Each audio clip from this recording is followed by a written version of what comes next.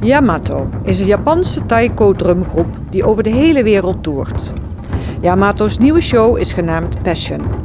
De groep gebruikt al sinds tijden hun passie om de uitdaging van traditie aan te gaan. Zij willen hun passie graag delen en met trots hun prachtige instrumenten showen.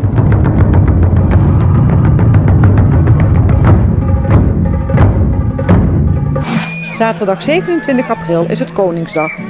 Ondanks dat koning Willem-Alexander en koningin Maxima die dag de feestelijkheden in Amersfoort bijwonen, zal Venray groots gaan uitpakken. Op diverse locaties in het centrum zullen activiteiten plaatsvinden. In onze uitzending van 24 april volgt meer informatie over de diverse activiteiten. Op zaterdag 20 april treden The Old Friends op in het multifunctioneel centrum het Brukske. Ze brengen een dansavond met muziek uit de jaren 50, 60 en 70. Iedereen is welkom om te komen dansen en genieten.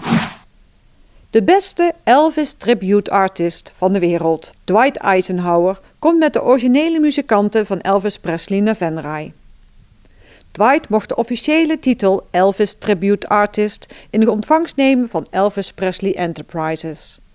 This is as close as it gets, live uit de USA. De Limburgse ambassadeur van de bluesmuziek, G. Reinders, staat tijdens zijn laatste tour op de planken met muziekvereniging SMT uit Oostrum, gedirigeerd door Henk Hoebe. In deze unieke samenwerking brengen zij zowel G's nieuwe nummers als zijn veelgeprezen successen, waaronder bluesmuziek en een hof. Militrex is het grootste evenement in de wereld op het gebied van Duitse voertuigentechniek uit de Tweede Wereldoorlog. De volgende editie vindt plaats op 18 en 19 mei in het Museumpark in Overloon. Tijdens dit weekend zijn er Duitse motoren, personenvoertuigen, vrachtwagens, halve rupsen en tanks te zien die overwegend in dienst waren bij de Weermacht. De voertuigen staan niet alleen statisch opgesteld, maar rijden ook rond. Het is zelfs mogelijk om mee te rijden. Kaartjes daarvoor kunt u op het terrein zelf kopen.